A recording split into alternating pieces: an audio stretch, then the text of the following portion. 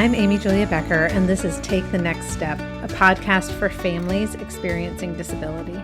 We've teamed up with our friends at Hope Heals to bring you weekly conversations with fellow parents, with therapists, disability advocates, all about practical ways to cultivate a thriving future for the whole family.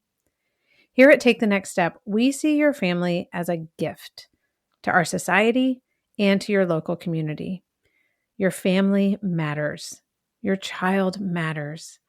We need you among us. In this first episode, I am talking with Katherine Wolf, author, podcaster, stroke survivor, and co-founder of Hope Heals.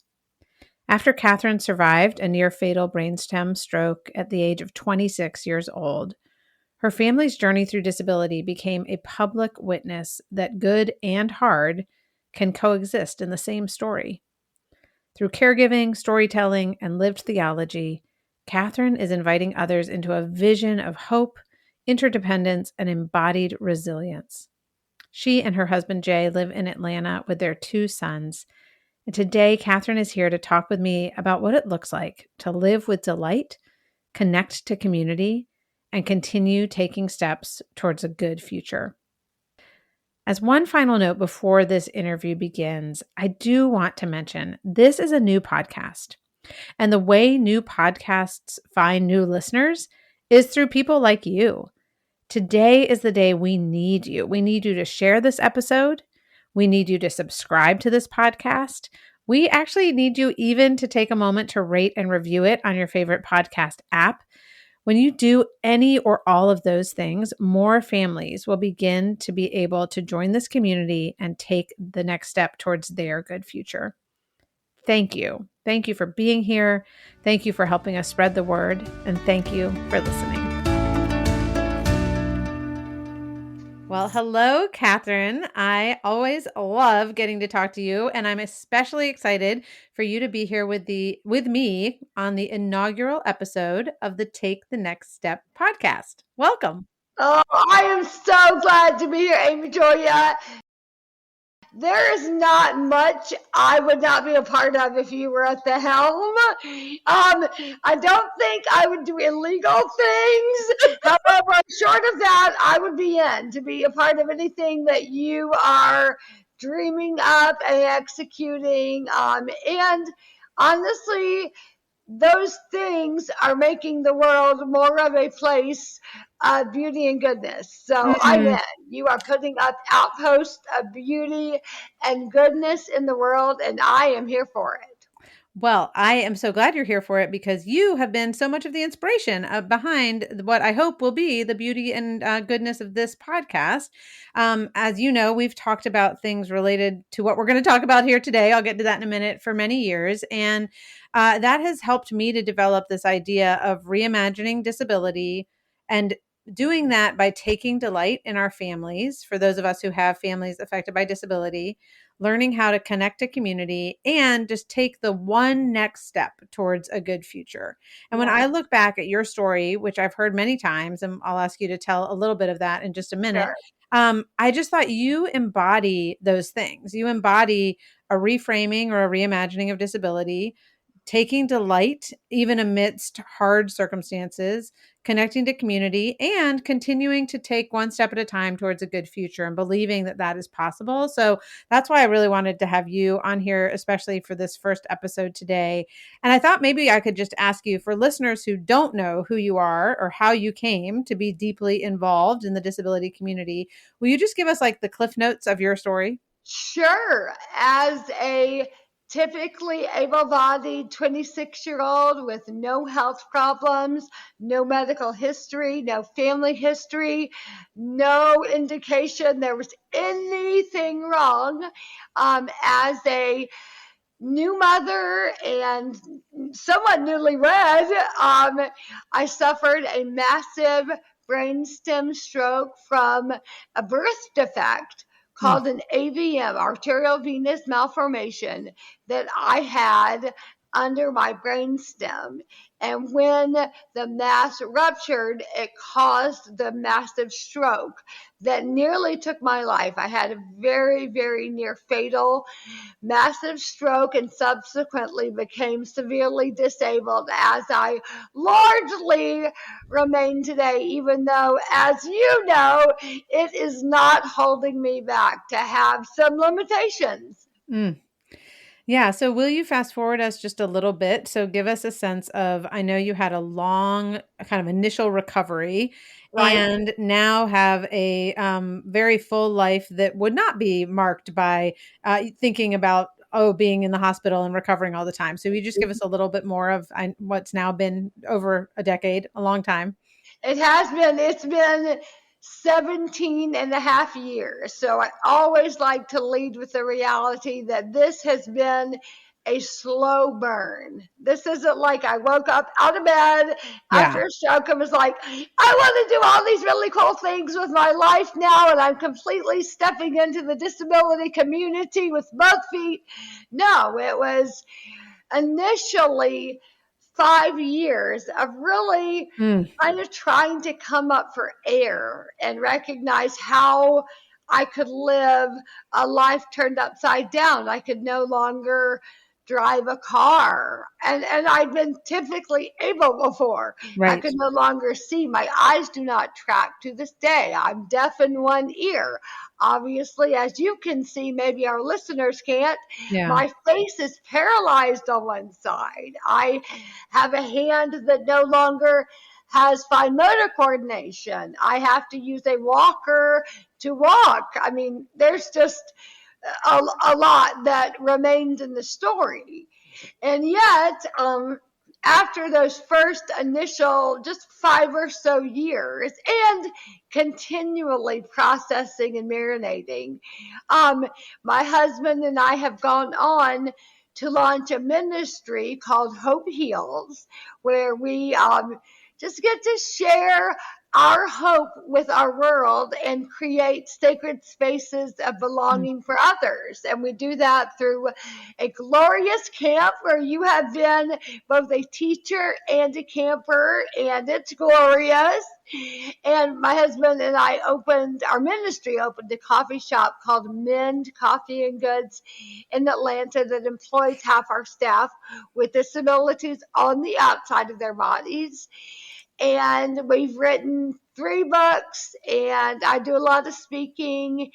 And above all, I get to create the sacred space of encouragement at the coffee date Mm. and a phone call and get to show up and I believe do the next right thing, which is be present. Show up Mm. with my whole heart, even when it's hard, and love deeply, even when it feels entirely unsafe. So that's a bit, I guess, of who I am, Amy Julia. Feel free to fill in anything you want.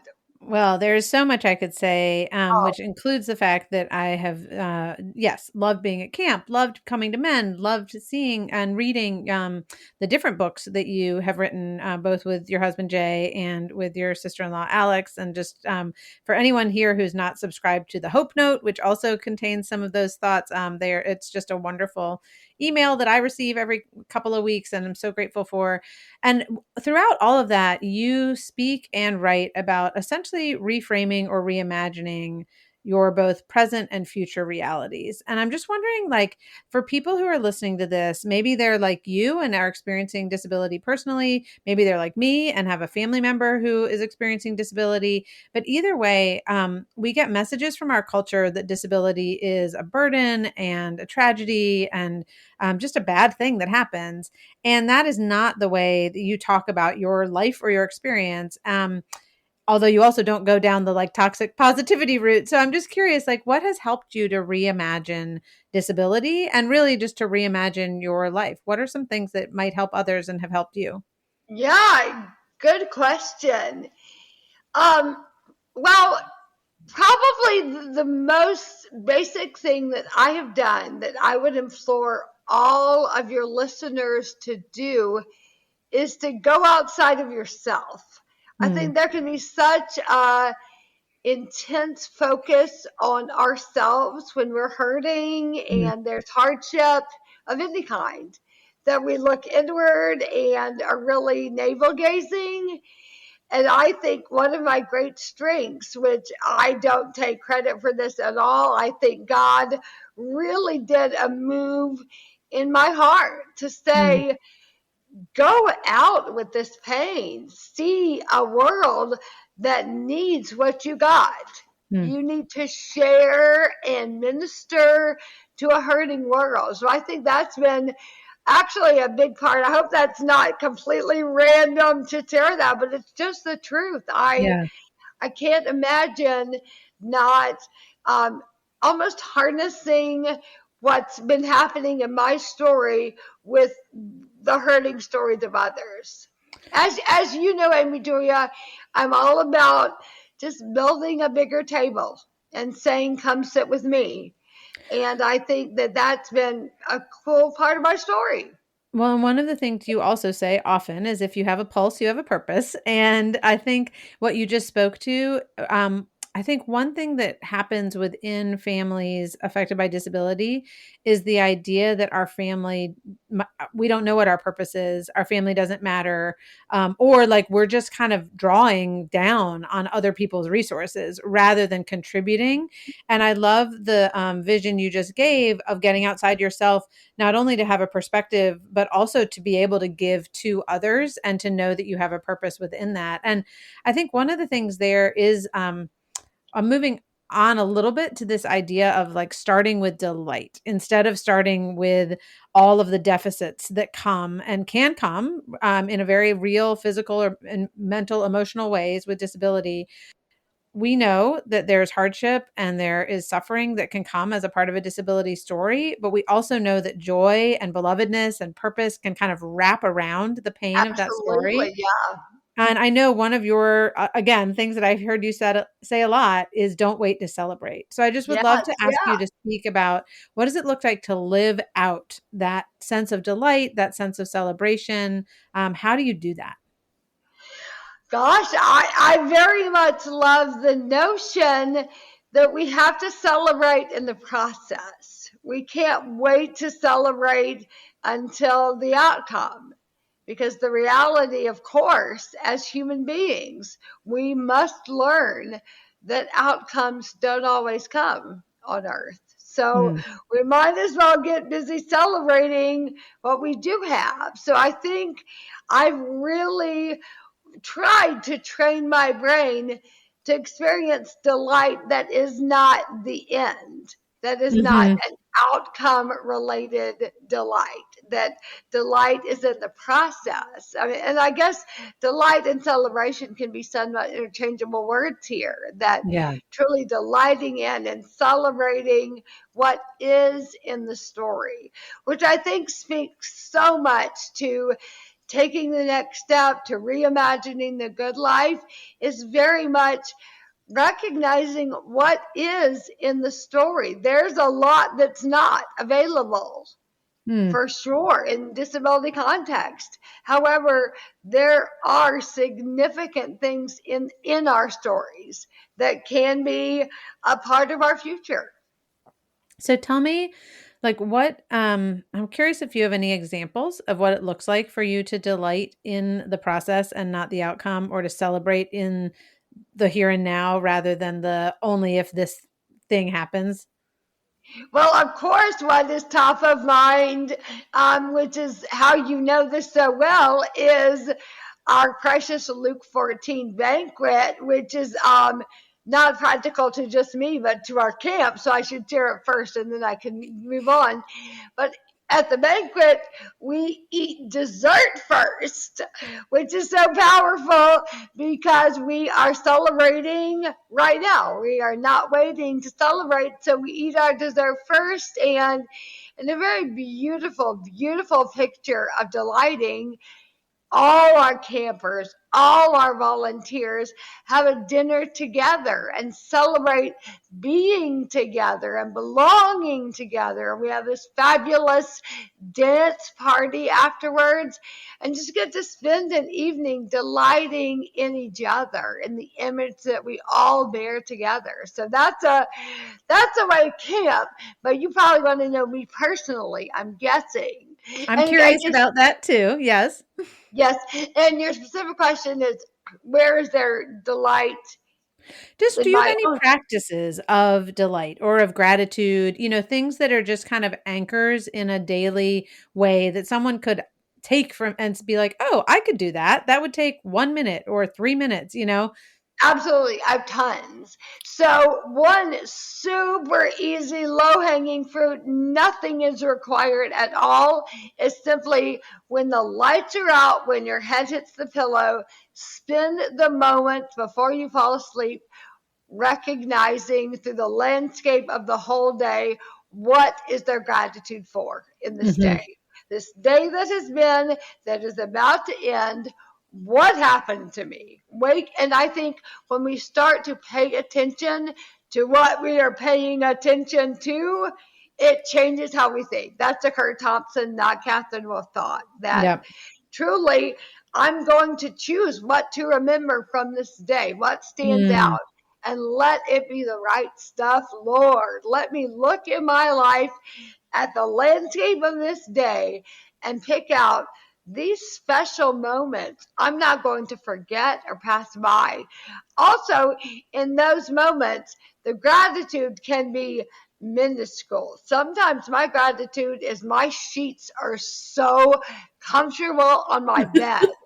I love the sheets on my bed right now. They feel so soft. I feel so good. I love this moment.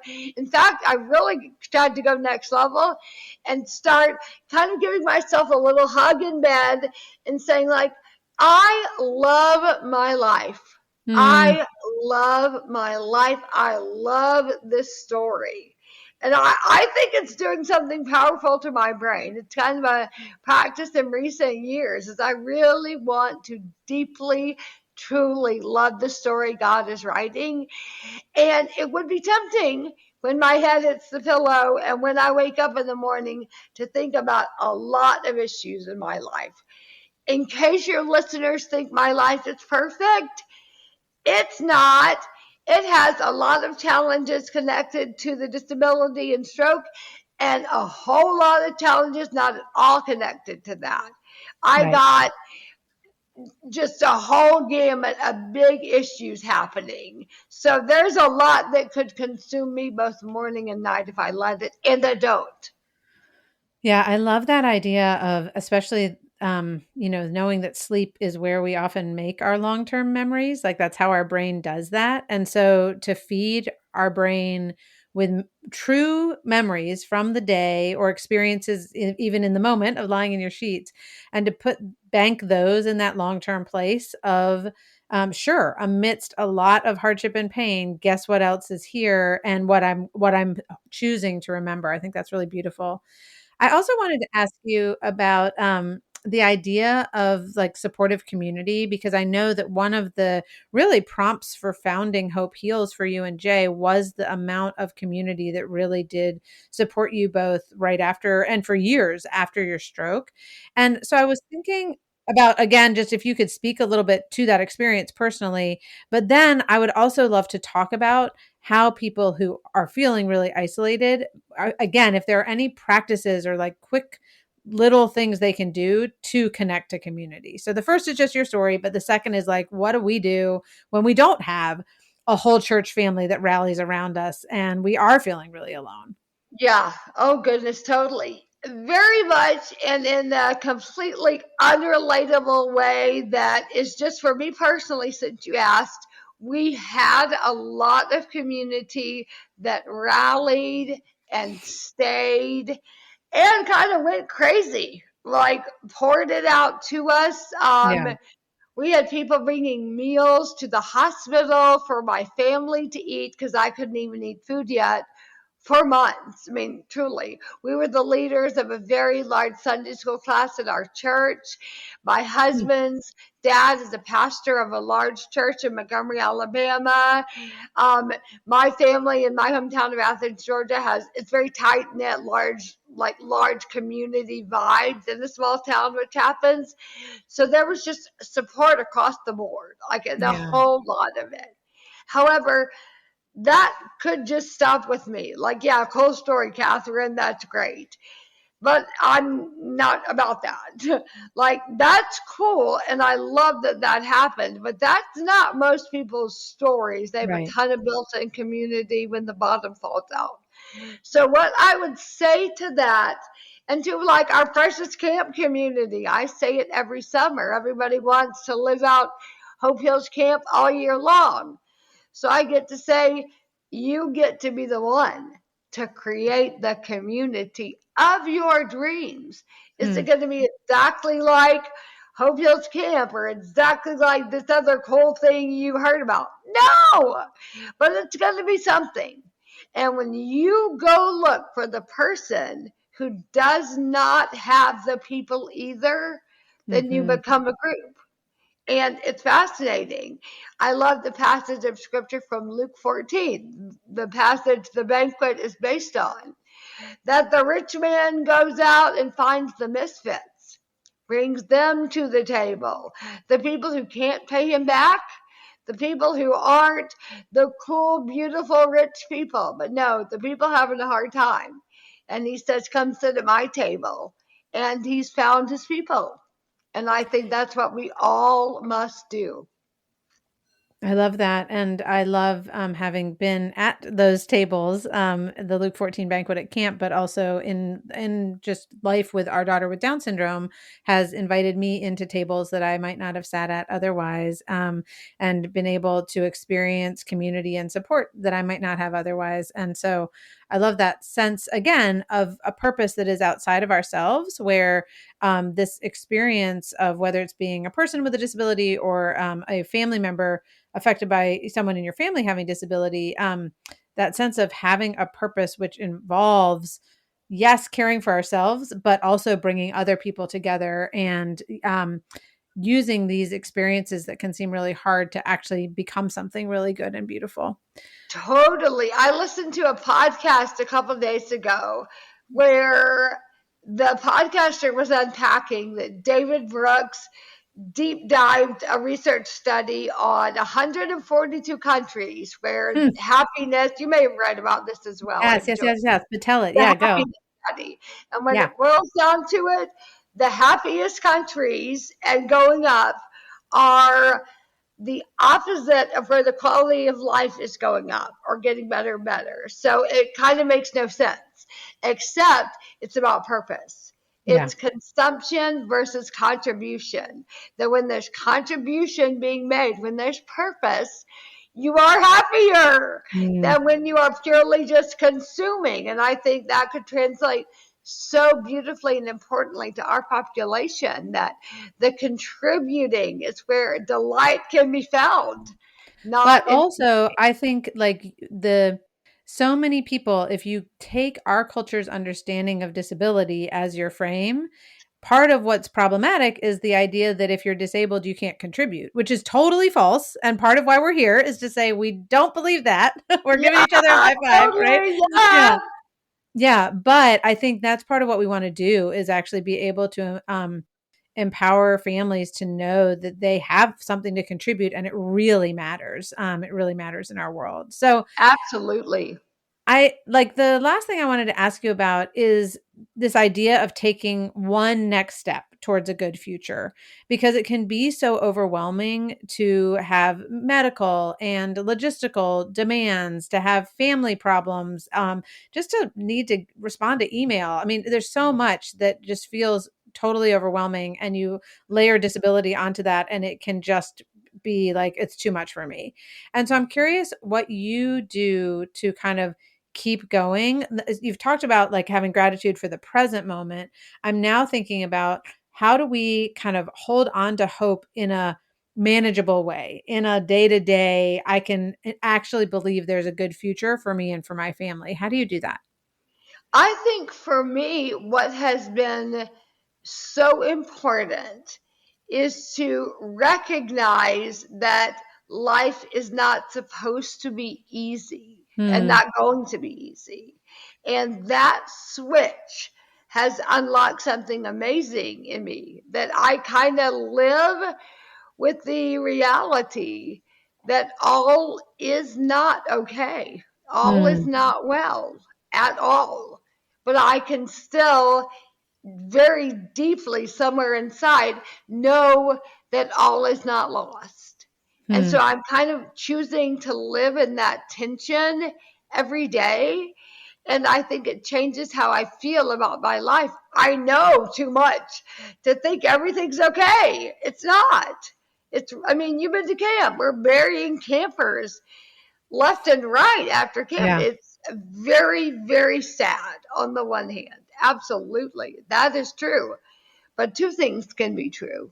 It can be incredibly sad, and there can be incredible hope and joy in the very same story. Hmm. So I think that's probably not practical at all. Sorry, Amy Julia, you're wanting something practical. What can I tell you that's relatable? That's one next step in my story. I guess book writing is always something everybody wants to know. How do you write a book? That's Hmm. so overwhelming. You do it this way, guys. You open your laptop, you say, I've got 10 minutes and I'm not doing anything else. I refuse to get distracted. My fingers are going to move on the keys of the typeboard for 10 minutes and we're going to see what comes out. Yeah. And that's it. That's how you start to write a book. That's the most absolutely unsexy way ever. And that's the truth. You just do the thing. And that's probably part of the next right thing is do the thing. Totally. And just literally for me, when I get overwhelmed, whether it is with something like writing a book or, you know, I don't know, Penny turning 18 and thinking about Social Security. And it's like, okay, can I come up instead of with, oh my gosh, over the next year, I have to do 1,700 things to help make this happen. But it's like, but is there one thing? And is there one thing I could do today? And then I kind of start just moving. As you said, it's like you start taking one step at a time. You start writing one word at a time, that you start talking to one person at a time. And Start even if the going. next step is literally to say, my next step, I've had this before. My next step is to talk to someone else and say, I don't know what to do.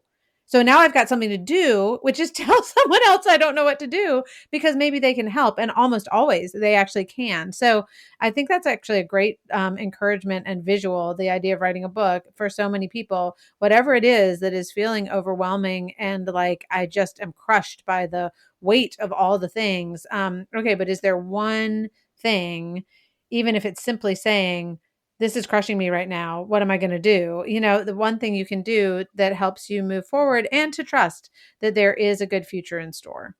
I love that. I am a huge advocate for some talk therapy. Talk it out. So I love that. That one next step is tell somebody you're overwhelmed and not doing okay. Talk to Yeah. somebody about what's going on and see how it helps to begin to sort out what's happening up here. That's a great one. Mm. Well, Katherine, thank you so much. I know we could talk for like 17 more hours right now, but we are going to, knowing that we've got busy people with sometimes overwhelming lives listening to this podcast, we're just going to say that there are so many more resources available through the Ministry of Hope Heals and through Katherine's writing and speaking. We will link to all of that. And we will just say thank you for giving us just these like really actionable ideas, whether that's lying in bed and being grateful for our sheets or taking that one next step by saying I'm overwhelmed, or looking for the people who can come to our tables. Thank you so much for all of that today. Oh my goodness, what a blessing. What a profound impact this work has. Families feel trapped, hopeless. For you to just be at the helm of helping them navigate the darkness is just so important. I'm just so proud to be your friend. Well, I am so grateful to be your friend and to be a friend of Hope Heals. So thank you so much. This show is produced in partnership with our friends at Hope Heals. Hope Heals is a nonprofit that creates sacred spaces of belonging and belovedness for families affected by disabilities to experience sustaining hope in the context of inter-ability communities. And I am going to say it again, this podcast is just getting started and you can help it grow. When you subscribe, share, rate, review, that pushes the podcast out to more people who need encouragement. If you tell a friend about it, if you begin a ripple effect, we would be so grateful for that. Thank you for being here right at the start. We are so excited for what is ahead because we already have recorded some beautiful conversations and we're looking forward to more. Next week, we'll be back with therapist Sissy Goff to talk about the importance of delighting in our children. We also are going to get to talk later on this season with people like Jordan Arrighetti from Support Now, Eric Carter from Baylor University talking about belonging. We've got authors and podcasters like Heather Avis and Jillian Benfield and Sho Baraka and more. We would love to hear from you. You can send questions or suggestions to amyjuliabeckerwriter@gmail.com. And as we conclude, I do want to thank Jake Hansen for editing this podcast. Certainly thank Amber Beery, my assistant, for doing everything to make sure it happens. And I want to thank you for being here. I hope you leave this time with encouragement to start with delight, connect to community, and take the next small step toward a good future for your family.